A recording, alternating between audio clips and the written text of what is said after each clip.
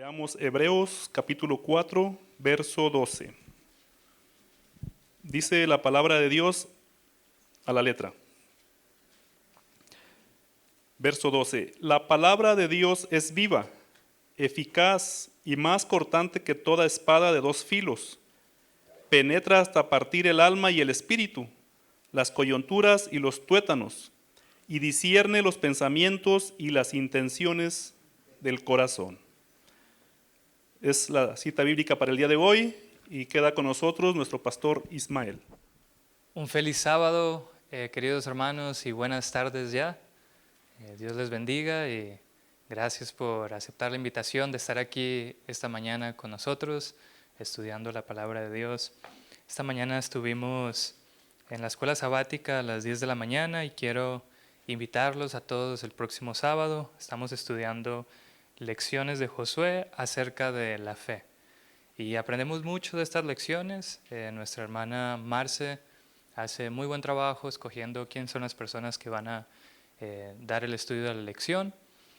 Y es una oportunidad, hermanos, para aprender más de la Biblia.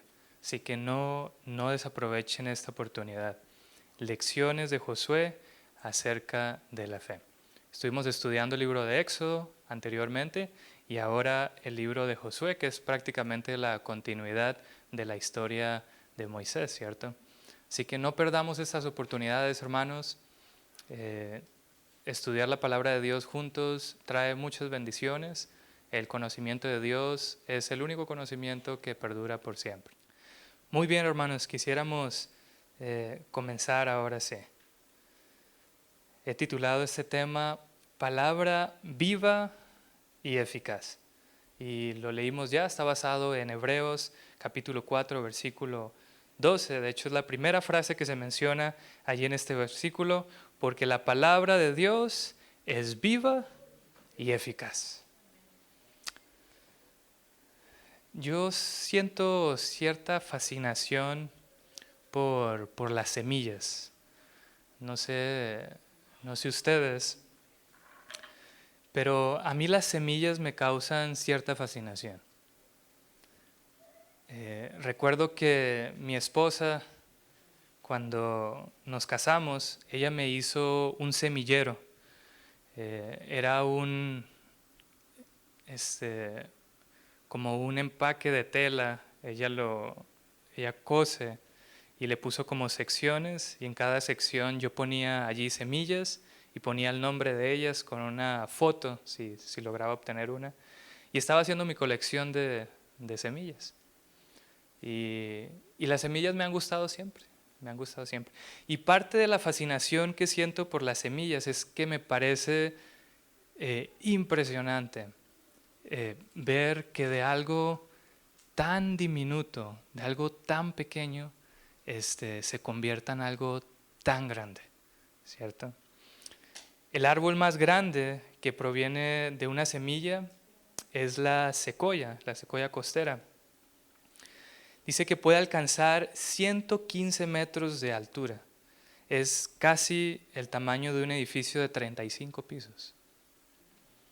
Lo asombroso es que este gigante proviene de una semilla de tamaño de una avena, de un copo de avena, que pesa menos de 0.005 gramos. Ahí tienen una secoya y hay una niña allí para que puedan ver el tamaño de este inmenso árbol.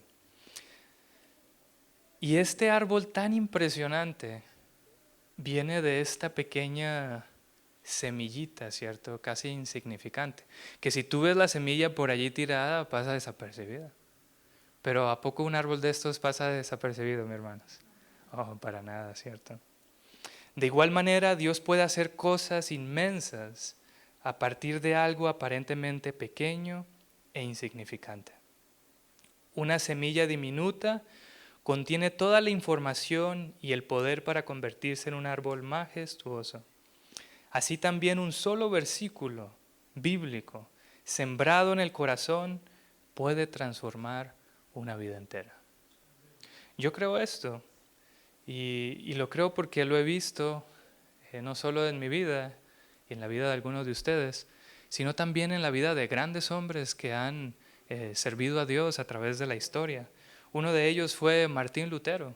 Ustedes recordarán que fue gracias a un solo versículo, Romanos 1:17, mas el justo por la fe vivirá. Este solo versículo revolucionó la vida de Martín Lutero. Increíble, ¿no? Él era un monje atormentado por su culpa y el temor del castigo a Dios. Intentaba ganar la salvación por medio de penitencias, ayunos, sacrificios, pero su alma seguía sin paz. Y luego dice él cuando se encontró este texto de Romanos 1:17, cuando comprendí que la justicia de Dios es por la fe, me sentí como si hubiera entrado por las puertas abiertas del paraíso. Qué bárbaro. Un solo texto bíblico revolucionó la vida de esto.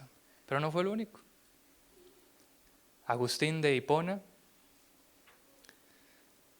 Agustín había llevado una vida de placeres y excesos, sintiendo un vacío que nada podía llenarlo.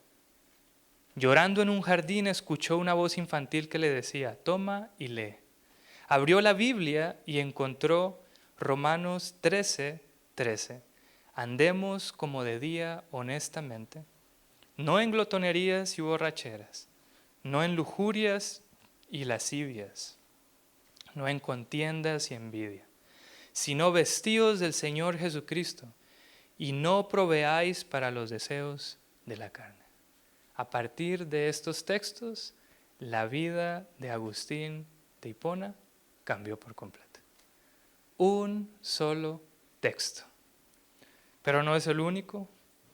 Fyodor Dostoyevsky, un escritor ruso, fue condenado a muerte y salvado en el último instante.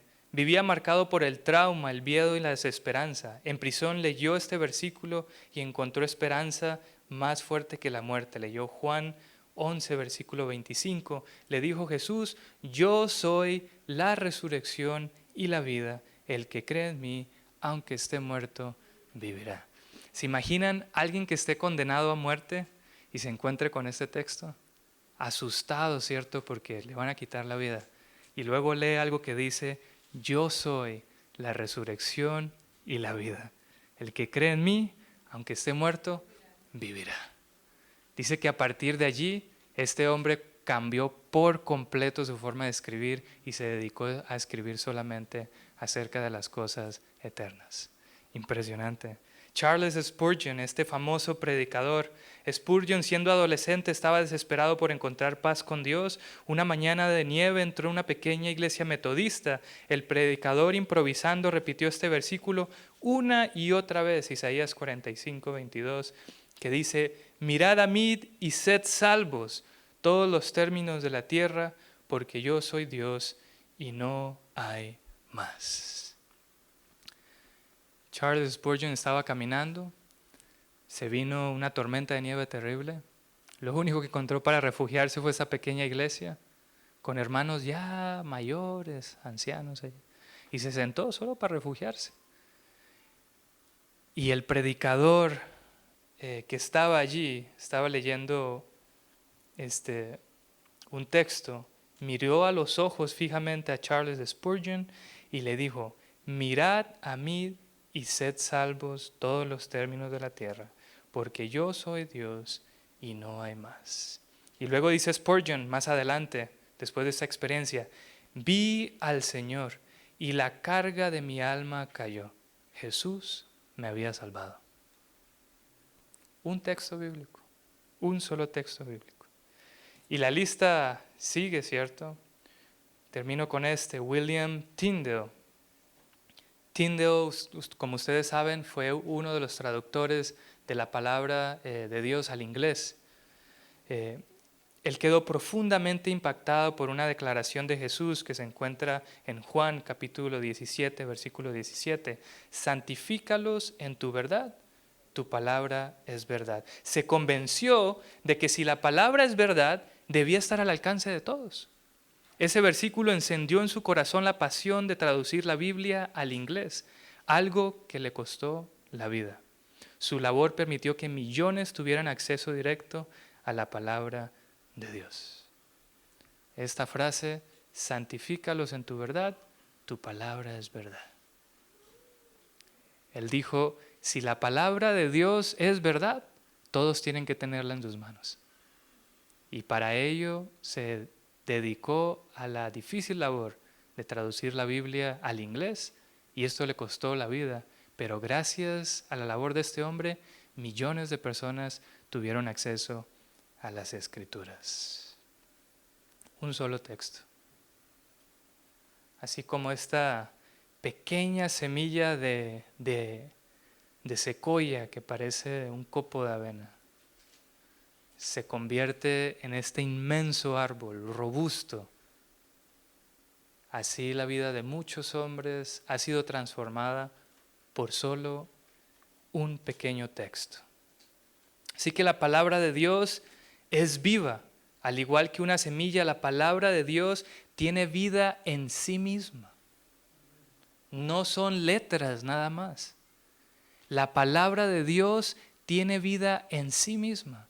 Tú ves una semilla y tú no ves vida ahí, ¿cierto? Tú ves algo que parece inerte, muerto, ¿sí? Parece que no hay nada especial en una semilla. Pero en el momento que la semilla es puesta en el en el suelo, y la lluvia cae sobre la tierra, y esta semilla absorbe la humedad, ocurre un milagro allí adentro que se llama germinación, ¿cierto? Y brota de esa semilla que parecía muerta una planta llena de vida. Hebreos capítulo 4, les invito a abrir sus Biblias. Versículo 12, vamos a leerlo nuevamente.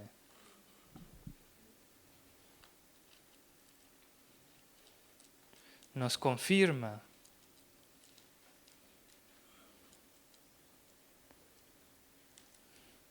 que la palabra de Dios tiene vida. Porque la palabra de Dios es ¿qué?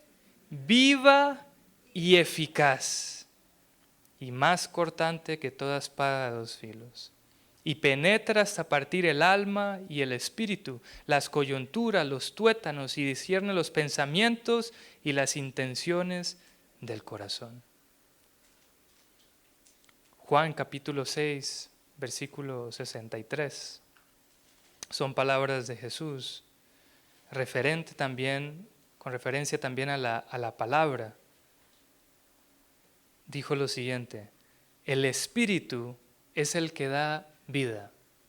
La carne para nada aprovecha. Las palabras que yo os he hablado son espíritu y que son ¿qué? Y son vida.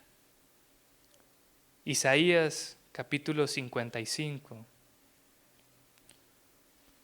versículos 10 y 11. Estamos tratando de ver en todos estos textos que la palabra de Dios es vida, ¿cierto?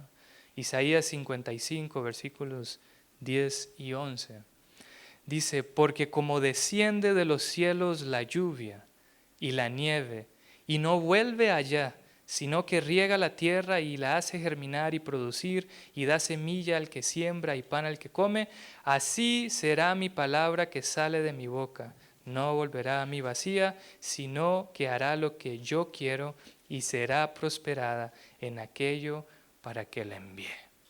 ¿Por qué? Porque la palabra de Dios tiene vida.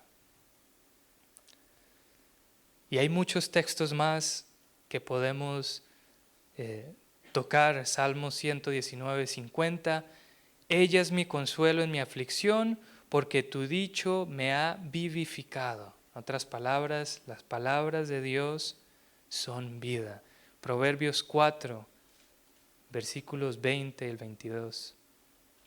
Hijo mío, está atento a mis palabras, inclina tu oído a mis razones, no se aparten de tus ojos, guárdalas en medio de tu corazón, porque son vida a los que la hallan y medicina a su cuerpo. Así que la palabra de Dios es vida, tiene vida.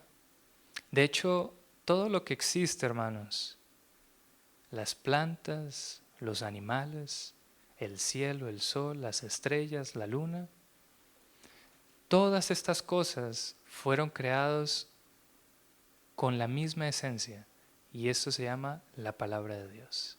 Porque Dios dijo y fue hecho. Dios mandó y existió. Cuando Dios habla, esta palabra no son como las nuestras.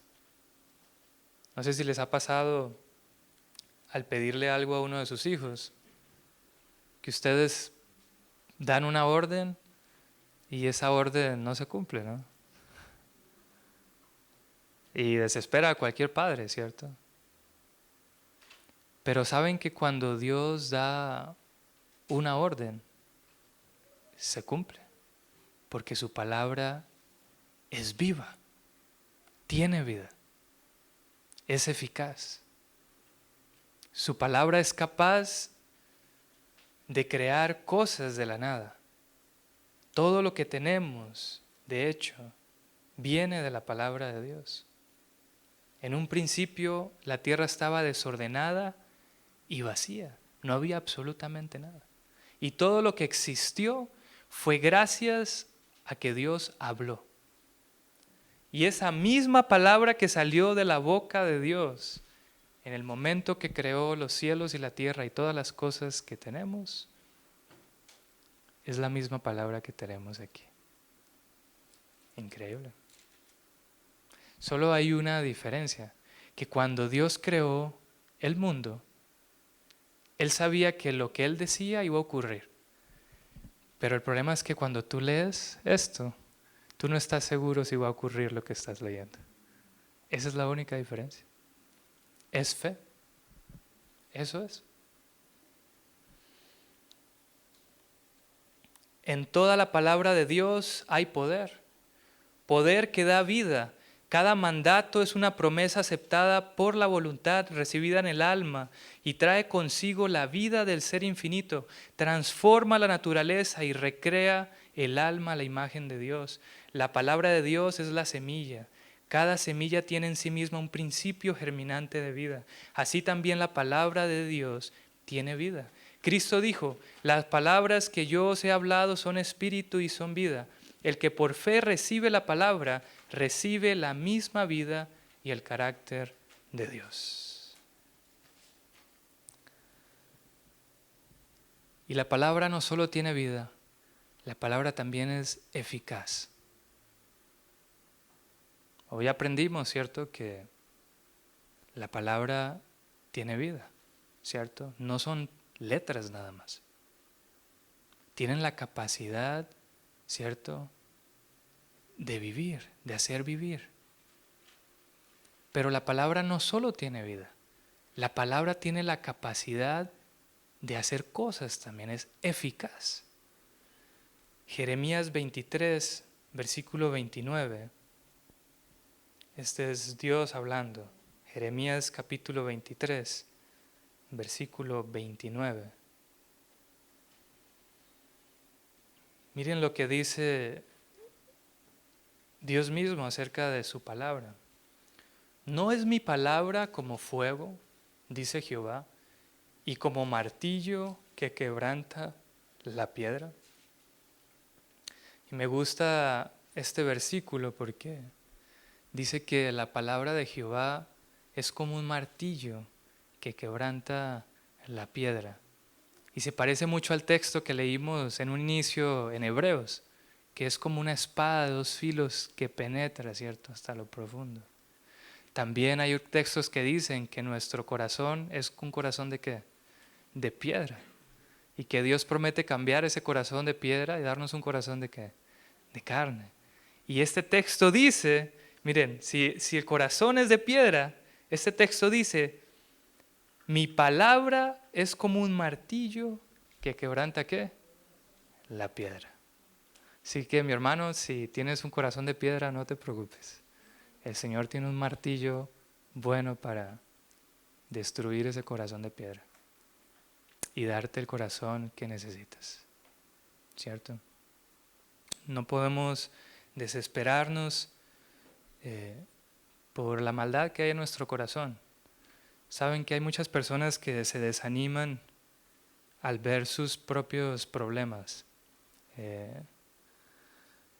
Empiezan a fijarse en sus defectos de carácter, en lo poco que han progresado en la vida cristiana, se desaniman, incluso a veces piensan tirar la toalla.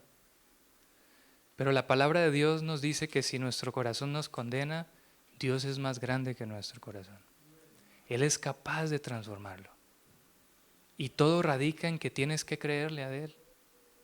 No eres tú el que tienes el martillo, es el Señor. Su palabra es como un martillo que rompe la piedra. La palabra es tan eficaz que no sé si recuerdan la historia en el Pentecostés, cuando los discípulos recibieron el Espíritu Santo y estaban allí reunidos y comenzaron a hablar en otros idiomas. Y las personas empezaron incluso a burlarse y a decir, estos están borrachos, míralos hablando en diferentes lenguas. Y Pedro se levantó y les da un discurso, un sermón poderoso, fundado en la palabra. Y Hechos 2, capítulo 37, nos dice cuál fue la respuesta de estos hombres al escuchar a Pedro. Hechos 2, versículo 37, nos dice, al oír esto, los que estaban allí escuchando a Pedro, se compungieron de corazón y dijeron a Pedro y a los otros apóstoles, varones, hermanos, ¿qué haremos? La palabra es tan eficaz que los que se andaban burlando de ellos, diciendo que estaban borrachos, ahora estaban compungidos de corazón, contritos, con corazón humillado, manso y humilde, diciéndole a Pedro, varones hermanos, ¿qué haremos? Porque la palabra de Dios es eficaz. Y probablemente muchos de ustedes estarán preguntando, pastor, pero llevamos escuchando de la palabra de Dios tantos años. Es más, yo le he hablado de la palabra de Dios a tanta gente. Usted me dice que la palabra de Dios es viva, usted me dice que la palabra de Dios es eficaz, pero yo no veo los resultados en la vida de las personas a las que yo les he hablado. Tampoco no he visto mucho progreso en mi vida, ¿cierto? ¿Cómo me puede decir usted que la palabra de Dios es viva y es eficaz? Y sí, es una realidad. No todas las semillas tienen éxito, mis hermanos. Probablemente ustedes cuando caminan por allí han visto esta planta muy conocida llamada el diente de león, ¿cierto? Cada cabeza o capítulo floral produce un promedio de 150 a 200 semillas. Algunas especies incluso pueden tener 300 semillas. Cuando ustedes soplan, hay alrededor de 150 a 300 semillas allí, ¿cierto? Cada semilla está equipada con un paracaídas natural llamado vilano, que le permite volar con el viento hasta varios kilómetros de distancia. Un solo diente de león puede producir varias cabezas florales a lo largo de la temporada, llegando a generar más de 2000 semillas en un año. Una sola planta, más de 2000 semillas en un año. Pero en promedio, de 200 semillas, alrededor de 20 o 40 se convierten en plantas.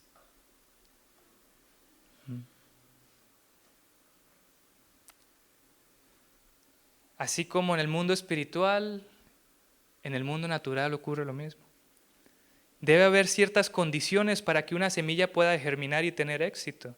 Así también hay ciertas condiciones que rigen el mundo espiritual para que la palabra de Dios actúe de forma viva y eficaz en el corazón. Es más, Jesús mismo explicó este problema con la parábola del sembrador. A mí me gusta la parábola del sembrador porque comienza desde la desesperanza a la esperanza, ¿cierto? Comienza con una semilla que está lejos, ni siquiera le atinó al campo, ¿cierto? Sino en el camino, y no germinó, vinieron las aves y se la comieron.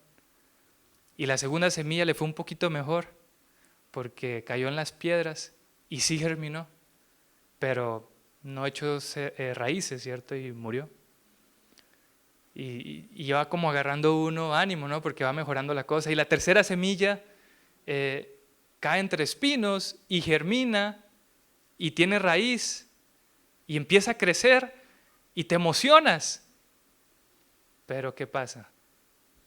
Los espinos la ahogaron. Híjole, casi lo logra, casi. Y ahí luego viene la buena, ¿cierto? La buena semilla. Cuando alguno oye la palabra del reino y no la entiende, viene el maligno y arrebata lo que fue sembrado en su corazón. Este es el que fue sembrado junto al camino. El camino endurecido representa el corazón descuidado e indiferente, por el cual pasan constantemente los pensamientos mundanos como la multitud que pisa la senda. La verdad no es comprendida, no es estimada, y Satanás la arrebata antes de que pueda producir una impresión alguna. ¿Te ha pasado que le has hablado a alguien de la palabra de Dios y parece que su mente está en otro planeta? A mí me ha pasado. A veces cuando le hablo a mis hermanos o a algún familiar, algún conocido. Y tú lo puedes ver en su mirada. Está en todas partes menos contigo. Es como si lo que le estuvieras diciendo le pasara por aquí arriba, ¿cierto? Y es porque su corazón está endurecido. Constantemente los pensamientos mundanos pasan por su mente. No comprende lo que le estás diciendo. Y así el enemigo arrebata, ¿cierto?, esta semilla. La semilla en pedregales, y el que fue sembrado en pedregales, ese es el que oye la palabra y al momento la recibe con gozo, pero no tiene raíz en sí, sino que es de corta duración. Pues al venir la aflicción o la persecución por causa de la palabra, luego tropieza. Este le va un poco mejor. Este sí entendió, escuchó, te entendió, se emocionó. ¿Te ha pasado con algunas personas? Les hablas de la palabra de Dios y se emocionan, hasta lloran algunas de ellas, ¿cierto? Y tú dices, te aseguro que el próximo sábado está en la iglesia. O tal vez llega el primer sábado, o unos 2 o 3, pero después de eso no la vuelves a ver, ¿cierto? Porque esta semilla no echó raíz. Esto representa a los que son impresionados favorablemente por la verdad, pero no son conscientes de su propio pecado ni tienen un arrepentimiento profundo. Su religión es superficial. Cuando la verdad implica sacrificio, viene la oposición, la fe se marchita como la planta sin raíz bajo el sol ardiente. Y se van. Ellos entraron a la iglesia emocionados, ¿cierto?, por la palabra. Y pensaron que todo en la iglesia iba a ser eso, emoción, y que todo iba a ser felicidad. Y se encuentran con la primera dificultad y dicen, no, yo no firmé para esto. A mí cuando me hablaron del evangelio, me hablaron muy positivamente. Lo que yo estoy viviendo ahorita, esto no es parecido a lo que a mí me dijeron, ¿cierto? Y se van. ¿Y qué hay de la semilla entre espinos? El que fue sembrado entre espinos, este es el que oye la palabra, pero el afán de este siglo y el engaño de las riquezas ahogan la palabra y se hace infructuosa. Los espinos representan las preocupaciones de esta vida, el amor a las riquezas y la búsqueda de los placeres.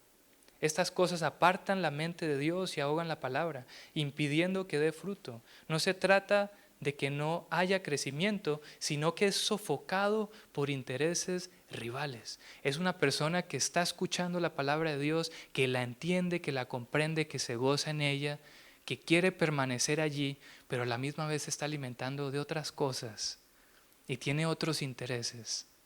Y estas dos cosas empiezan a crecer al mismo tiempo, pero llega el momento en que las cosas del mundo crecen más y la semilla o la planta es ahogada. Saben que estoy en un ayuno de ver noticias. Mi abuelo nos transmitió este mal hábito. Ver a mi abuelo era ver a un hombre de 70, 80 años sentado todos los días con un periódico en la mano. Allí, siempre leyendo el periódico, lo que ocurría alrededor. Mi papá, igual, mis tíos, igual. Y yo creo que por genética se me pasó esto, ¿no? Y a mí las noticias me encantan, ¿cierto? Pero me he puesto a pensar en cuánto tiempo puede perder uno viendo lo que ocurre alrededor. Y a veces hasta me pregunto, ¿qué pasaría si no me entero de lo que está ocurriendo en el mundo por un mes? ¿Será que va a haber alguna diferencia en mi vida? ¿Será que esto realmente va a tener significado? Y probablemente no, porque muchas de las cosas que vemos están pasando en muchas partes del mundo, menos ahí donde estás tú, ¿cierto? Y me ha ido bien con el ayuno. Ahí vamos, a veces siento la tentación, ¿cierto? De ver qué está pasando allí, sí. ¿En qué terminó lo de Gaza? Ya ni sé, ya estoy perdido, ya me quedé con esto atrás. No me van a decir, por favor. ¿Qué es lo último que dijo el Congreso? O sea, que ya terminó el cierre de esto, ¿no? Del Congreso. Y me da curiosidad, ¿cierto? Casi, pero no. Hay cosas más importantes, hermanos. Las cosas eternas. ¿Cierto? Y yo estoy seguro que si perseveramos, si seguimos allí, si apartamos todo aquello que ahoga a esta planta, esta semilla va a seguir creciendo, se va a convertir en un árbol robusto y vamos a ser estos cristianos, ¿cierto? Que el Señor quiere que seamos.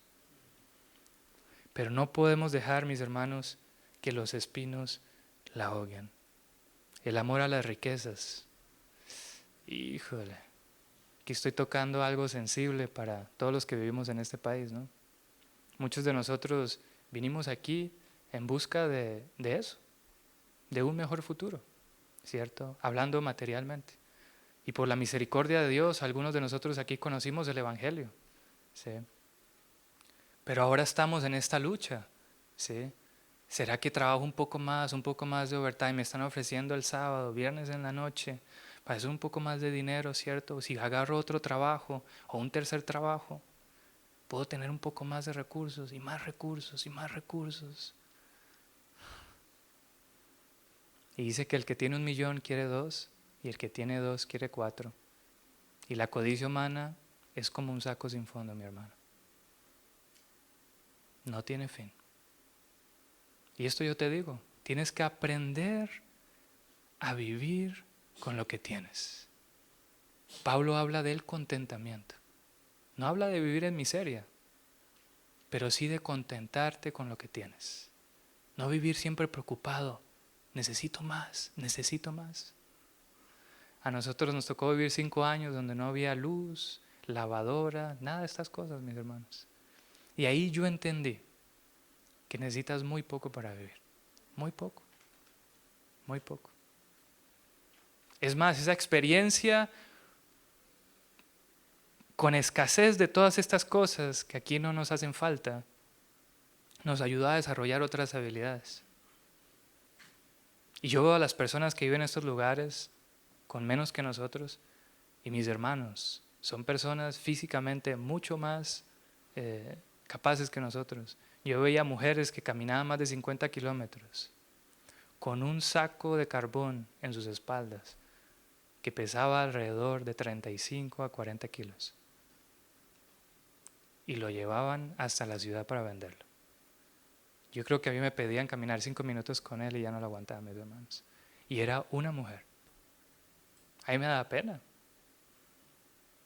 Cuando estábamos en Ruanda le compramos al Abelito una carriola. Acá todos usamos carriola. La gente me decía, oye, ¿por qué tienes que comprar un carro para llevar un niño? En la mente de ellos eso no, ellos no lo entendían. Porque tú veías a niñas de 6, 7, 8 años cargando a su hermanito bebé todo el día en la espalda, sin cansarse. Y nosotros ahí, empujándola. Y me pasaba la niña por el lado con el bebé en la espalda, ¿no? A mí me daba vergüenza, ¿cierto? Y esto lo que hacen las comodidades muchas veces es limitar las posibilidades que tenemos nosotros como seres humanos, ¿cierto? El amor a las riquezas, la búsqueda de la comodidad. No dejemos, mis queridos hermanos, que estas cosas ahoguen la semilla de la palabra.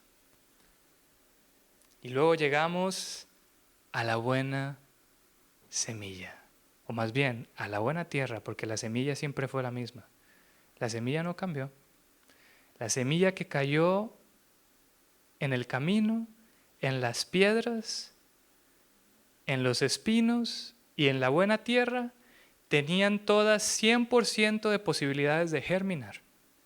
El problema no estaba en la semilla, así como el problema nunca va a ser la palabra de Dios. El problema está en el terreno. Y ahora sí, la buena tierra. Mas el que fue sembrado en buena tierra, este es el que oye y entiende la palabra y da fruto y produce a 100 y a 60 y a 30 por uno. ¿Cierto? La buena tierra representa al corazón honesto y de buena voluntad que escucha la palabra, la recibe y da fruto mediante la cooperación con el Espíritu Santo. No se trata de perfección natural, sino de una disposición humilde a ser enseñado y moldeado por Dios. No es una persona perfecta, es una persona dispuesta. Y esa es la buena tierra.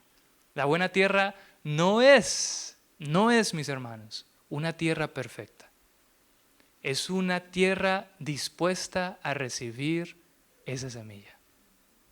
¿Sí? Eso es lo que es. Se habla mucho de la buena tierra, ¿no? Yo he escuchado personas diciendo, no, yo ni siembro nada ahí en este jardín mío porque esa tierra es mala, dura, ¿cierto? Seca. Pero yo he visto, mis hermanos, a gente convertir lugares que parecían infructuosos en preciosos jardines. Y yo creo que Dios puede hacer lo mismo en la vida de las personas. Convertir un corazón duro, fuerte, un terreno seco, árido, ¿cierto? En un precioso jardín. La buena tierra no es un corazón perfecto, sino un corazón rendido, obediente y lleno de fe. Y quisiera terminar, mis hermanos, dándoles algunas pautas importantes para podernos convertir en esa buena tierra. Porque finalmente eso es lo que queremos ser, ¿no? Buena tierra para que cuando caiga la semilla del Señor, un texto, un versículo, produzca su resultado, sea viva y eficaz, ¿cierto? Hebreos 4:2 dice,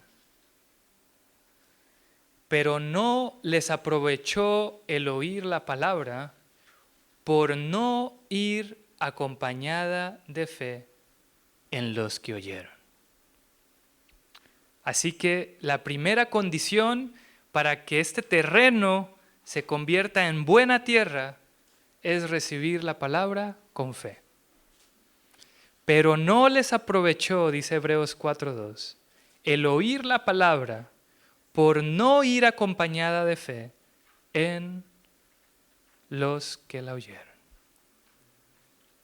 Lo que estábamos hablando, muchos pueden oír la palabra, tú le has hablado a otros de la palabra, pero dice que no les aprovechó por una condición, por no ir acompañada de fe en los que lo oyeron. La palabra de Dios, cuando es recibida por fe, Lleva vida espiritual a todos los que la practican. La fe es la mano por la cual el alma se aferra a Cristo. Así que la primera condición para hacer que este terreno funcione bien es recibir la palabra con fe. ¿Y qué es fe? Es simplemente creer, ¿cierto? De hecho, tú vives por fe todos los días, todos los días. Tú te levantaste pensando que ibas a ir a la iglesia. ¿Quién te aseguraba que ibas a llegar, mi hermano? ¿Quién te lo aseguró? Nadie. Pero tú estabas convencido de aquí que ibas a estar, ¿cierto? Tal vez un poco tarde, pero ibas a llegar. Y si alguien te hubiera dicho ahí en la casa, no te creo que vas a llegar hoy a la iglesia, no te lo creo, es que no te lo creo. Aunque prendas el carro y te subas, no te creo que vas a llegar a la iglesia. ¿Qué le hubieras dicho a esta persona? ¿Estás loco? Si yo todos los sábados voy y llego, ¿cierto? Y yo sé que hoy me subo al carro y llego. ¿Eso cómo se llama? Fe. Fe porque tú no tienes ni idea de lo que pueda pasar en el camino. Ni idea. Pero crees que vas a llegar. Y si así crees en un viaje por carretera para llegar aquí, ¿por qué no creerle más a lo que dice Dios en su palabra? Así que hay que tener fe, primera condición. Pero no es la única. Hay que tener un corazón humilde y dispuesto a obedecer. Isaías 66, les invito a abrir sus Biblias allí. Isaías 66, versículo 2. Profeta Isaías, capítulo 66, versículo 2. Mi mano hizo todas estas cosas, y así todas estas cosas fueron, dice Jehová. Pero miraré a aquel que es pobre y humilde de espíritu, y que tiembla a mi palabra. Así que, hermanos, el que va a la Escritura con un espíritu de superioridad, creyendo que su intelecto es mayor que el de Dios, el Señor dice aquí que no lo va a mirar. Él va a mirar a aquel que es pobre y humilde ¿de qué? De espíritu. Igualito a las palabras de Jesús, bienaventurados los pobres ¿de qué? De espíritu. Y que tiemblan a mi palabra. Un corazón humilde y dispuesto a obedecer. Solo los corazones humildes y dóciles, dispuestos a obedecer, pueden comprender su significado y experimentar su poder. Saben que cuando yo he hablado con padres que tienen buenos hijos y ellos me dicen por qué creen que sus hijos son buenos, una de las mayores características que yo veo que se repite muchas veces es esto. Es que mi hijo es dócil y es obediente. Él, lo que tú le dices, él lo hace. Nunca es altivo, siempre lo que digo lo recibe bien. ¿Quién no quiere un hijo así, mis hermanos? Y la pregunta es, ¿cuántos están dispuestos a convertirse en ese hijo? Y ser así para con Dios. Tener un corazón dócil y obediente. Que lo que Dios te diga, tú lo haces. Que así como el Señor cuando habló con el enemigo, ¿cierto?, sobre Job, le dijo, oye, ¿ya viste a mi siervo Job? Lo que yo le digo, él lo hace. Fiel y obediente. ¿Te imaginas Dios hablando acerca de ti de esta manera? Qué precioso, ¿no? Y eso es lo que quiere Dios, que nos convirtamos, mis hermanos. En personas que tienen un corazón humilde y dispuesto a obedecer. Pero también, aparte de estas dos cosas, de tener fe, un corazón humilde, manso, dispuesto a obedecer, también, mis hermanos, se necesita meditar en ella y guardarla en el corazón. Salmo 119:11 nos dice: en mi corazón he guardado tus dichos para no pecar contra ti. Y es que es bien sencillo, mi hermano. Si la palabra no está en la mente y el corazón, pues no puede funcionar, ¿cierto? Martín Lutero, este texto revolucionó su vida, pero solo por una simple razón, mis hermanos. Ya lo había leído y lo tenía en la mente y en el corazón. Por allí guardado, escondido en alguna parte, pero lo tenía. Y cuando estaba en esa experiencia, ¡pum!, brotó ese texto. Que el hombre solamente por la fe iba a vivir. Pero si tú no guardas la palabra en tu mente y en tu corazón, si no memorizas textos bíblicos, si no meditas en ellos, pues la semilla no está en ti, ¿cierto? Tienes que sembrar la semilla, mi hermano. Tienes que esforzarte por guardar en tu mente y en tu corazón la palabra de Dios. Memoriza textos, sobre todo textos que son importantes para tu vida, que tengan relevancia, ¿cierto? Que te ayuden a enfrentar las dificultades de una mejor manera. A mí me gusta subrayar algunos textos que quiero memorizarme. Por allí subrayé uno el otro día, si no estoy mal, en Timoteo. Pero es bueno memorizarlos, mis hermanos, porque cuando te enfrentas a esas dificultades, estos textos brotan de la nada, ¿cierto? Como semillas. Y tú meditas en ellos y estos textos te dan fortaleza, ¿cierto? Para enfrentar las dificultades. Así que hay que meditar en ellas y guardarlas en el corazón. Dios también le dijo a Josué acerca de lo mismo, Josué 1:8. Nunca se apartará de tu boca este libro de la ley, sino que de día y de noche meditarás en él, porque entonces harás prosperar tu camino y todo te saldrá bien. Es al meditar en la palabra de Dios cuando la mente se impregna de su poder. La palabra guardada en el corazón tiene un poder vivificante que transforma el carácter. ¿Saben que extraño andar en autobús? Algunos de ustedes saben que cuando recién llegamos aquí, pues no teníamos vehículo, ¿no? Y nos transportábamos en autobús. Y tiene sus ventajas. A veces era casi 2 horas de viaje. ¿Y cuántos textos creen ustedes que puedes memorizarte en 2 horas? Sí. Yo recuerdo cuando vivía en Aurora con mi hermano, la primera vez que vine aquí a visitarlo, y estuve trabajando por 1 mes y medio. Y me llevaba la Biblia, a veces el versículo escrito en un papel. Y todo el camino me iba aprendiéndolo, memorizándolo. Y cómo disfrutaba yo, hermanos. Cerraba los ojos y lo decía de memoria. Y lo decía como si realmente lo creyera. Y esta palabra tenía un poder vivificante en mi vida. Y eso hace la palabra, mis hermanos. No porque nosotros lo que estamos haciendo, sino porque en sí misma la palabra tiene vida y es eficaz. No basta con leerla superficialmente, hay que meditar en ella, hay que memorizarla, hay que dejar que la palabra eche raíces, ¿cierto? Pero también, mis hermanos, hay que eliminar todo lo que impide que la palabra pueda hacer su trabajo.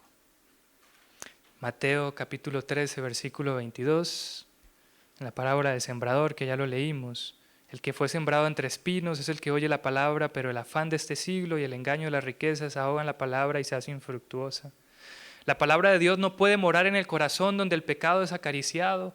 Debe haber una renuncia de todo lo que contamina para que la semilla celestial pueda germinar y crecer. Si no, no funciona, mi hermano. Cualquier cosa que esté impidiendo que la palabra de Dios germine y dé fruto, sácala, sácalo. Y una vez te deshagas de ello con la ayuda del Señor, esta semilla que cae ahí va a germinar y va a dar fruto. Es lo mismo lo que haces en un jardín, mi hermano. Si tú siembras una planta de sandía, por ejemplo, y ves que la maleza le está ganando alrededor, ¿qué haces tú? ¿Acaricias la maleza, sí? Sigue creciendo, querida, hasta que seas más grande que la sandía. ¿Acaricias la maleza, mi hermano? ¿Qué haces con ella? La arrancas. La arrancas. Y lo mismo, mis hermanos, tenemos que hacer con todo lo que impida que la palabra pueda ser viva y eficaz en nuestras vidas. Arráncalo. Jesús usó palabras fuertes cuando habló del pecado. Tan serio es que dijo, si tu ojo te es ocasión de caer, ¿qué dijo? Y no fue para que quedáramos todos tuertos. Fue para que nos diéramos cuenta de la seriedad y del daño que puede hacer el pecado acariciado, mis hermanos. Y que solamente sacándolo es cuando el Señor puede hacer que su palabra sea viva y eficaz. Ya estamos terminando. Aparte de eliminar todo lo que impide que la semilla pueda hacer su trabajo, también tiene que aplicarla a tu vida práctica. Mas el que mira atentamente en la perfecta ley, la de la libertad, y persevera en ella, no siendo oidor olvidadizo, sino hacedor de la obra, este será bienaventurado en lo que hace. Santiago capítulo 1, versículo 25. El cristiano no es una persona que escucha y olvida. Lo vimos esta mañana, ¿cierto, hermano Raudel? Se nos hablaba acerca de recordar y olvidar, ¿no? Y alguien me decía que la mejor forma de acordarse de algo es haciéndolo. ¿Sí? De hecho, si tú ves en pedagogía, los mejores métodos que utilizan en las escuelas es llevar a la práctica el conocimiento que el maestro está impartiendo en el aula de clases. Casi olvidamos de un 70-80% de todo lo que nos dicen los maestros. Si yo les pregunto a ustedes acerca de las clases que llevaban en la primaria y secundaria, pero si le pregunto de cosas que hicieron en la primaria y secundaria, entonces sí nos acordamos, ¿cierto? Sí. Yo recuerdo que teníamos clase de agricultura en la primaria, ahí en Medellín, en Colombia. Y no me acordaré de nada de lo que me enseñaba la maestra de matemáticas, pero sí me acordaba que cuando terminaba la época de sembrar, íbamos a cosechar, yo llevaba unos rábanos a mi casa así grandes y se los mostraba a mi mamá y se los regalaba. Mira mamá, esto fue lo que yo sembré en la escuela. Y eso no se me olvida. Pero álgebra, trigonometría, todo esto, ¿cierto? Se olvida. Lo que no se pone en práctica, se olvida. La palabra de Dios no tiene poder sobre la vida a menos que sea practicada. No basta con oírla, debe ser obedecida. Y el último punto para preparar este precioso terreno, que sea una tierra suave, blandita, donde caiga esa semilla, ¿cierto? Y brote, germine y dé mucho fruto, es orar para que el Espíritu Santo la haga viva en nuestras vidas. Juan capítulo 14, versículo 26. Evangelio de Juan, capítulo 14, versículo 26. Nos dice, mas el Consolador, el Espíritu Santo, a quien el Padre enviará en mi nombre, Él os enseñará todas las cosas y os recordará todo lo que yo os he dicho. ¿Ustedes creen que los discípulos escribieron todo lo que escribieron porque tenían muy buena memoria de todo lo que había dicho Jesús? No. Fue gracias a esta promesa, mis hermanos. Y os recordará todo lo que yo os he dicho. La obra del Espíritu Santo en el corazón, cuando le pedimos que obre, ¿cierto?, hace que la palabra de Dios sea eficaz en nuestra vida. Pero hay que pedirlo. Hay que pedirlo. El Espíritu Santo es muy respetuoso. Es un caballero. Él no va a imponerte nada. Pero sabes que el Espíritu Santo le encanta ser invitado. Y cuando tú hablas con Él y le invitas, Señor Padre, dame de tu Espíritu para entender tu palabra. Nunca te atrevas a abrir este libro sin pedirle a Dios la dirección de su Espíritu. Nunca. Porque solo el Espíritu nos puede guiar a la verdad. Solo el Espíritu puede recordarnos todas las cosas que Jesús ha dicho. Ningún poder meramente humano puede dar eficacia a la palabra de Dios. Solo el Espíritu Santo puede hacerla viva y poderosa para renovar el corazón. El Espíritu Santo es el agente divino que hace que la palabra produzca vida. Fue el Espíritu Santo el que resucitó a Jesús de los muertos y es el mismo que puede hacer que su palabra tenga eficacia en nuestra propia vida, mis hermanos. Termino con esta pequeña ilustración. La semilla más antigua que volvió a la vida. En el año 1963, en las ruinas de Masada, una fortificación en Israel, los arqueólogos encontraron semillas de palmera de dátiles que habían estado enterradas por casi 2000 años. Un buen de tiempo, ¿no? Décadas después, en el 2005, un grupo de científicos decidió plantar una de esas semillas. Para su sorpresa, germinó. La llamaron Matusalén. Ahí está la palmera, esa es. Ahí tiene un letrerito que dice Matusalén, está en Israel. En honor al hombre más longevo mencionado en la Biblia, le ganó a Matusalén porque vivió esta semilla más de 2000 años. Hoy esa palmera está viva y mide más de 3 metros. Una semilla que dormía desde tiempos, desde Jesús de Nazaret, volvió a la vida. Y cuando yo leo esta historia, mi hermano, me emociono. ¿Saben por qué? Porque si la palabra de Dios es como la semilla, por más que pasen muchos años y ha sido descuidada y enterrada y olvidada, si en un momento esa semilla llega a estar en el lugar, en ese terreno, ¿cierto?, que Dios quiere que tengamos, ¿qué va a ocurrir? El milagro. Y eso es lo que yo deseo, mi hermano, que ocurra en tu vida y en la mía. Que el Señor tome su palabra, la ponga en tu corazón y ese corazón esté lista para recibirla. Y tú puedas convertirte en este árbol robusto, fuerte, que da su fruto a su tiempo, que su hoja no cae y que todo lo que hace prosperará. Dios te bendiga, mis hermanos. Quiero que pienses un momento en cuál es tu comida preferida. Es ese plato que tú ves y te apresuras a sentarte rápido para comértelo, ¿no? En mi caso, a mí me encanta la sopa azteca, me encanta. No sé, tal vez tú tienes un plato preferido.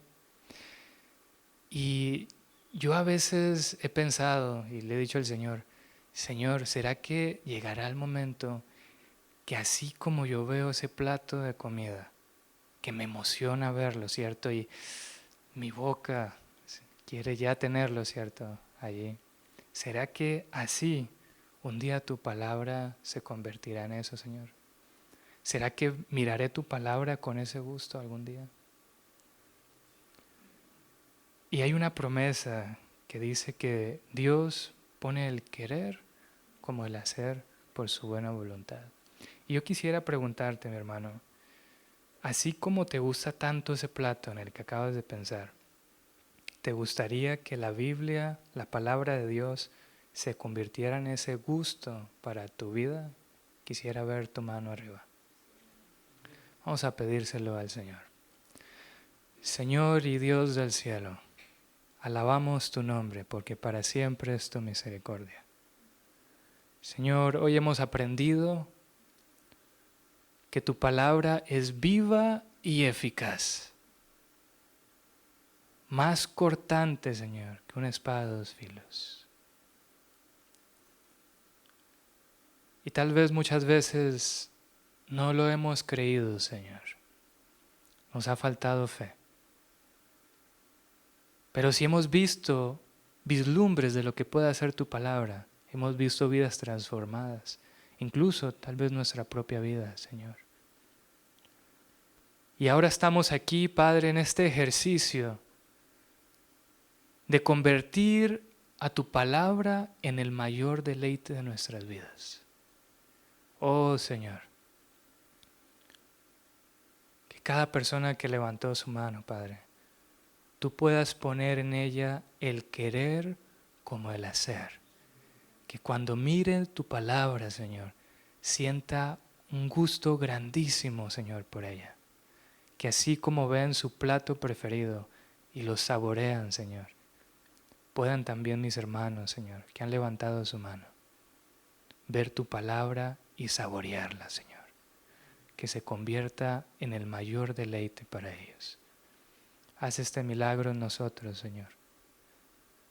Todos los espinos, las cosas que la apagan, que podamos quitarlas, Padre.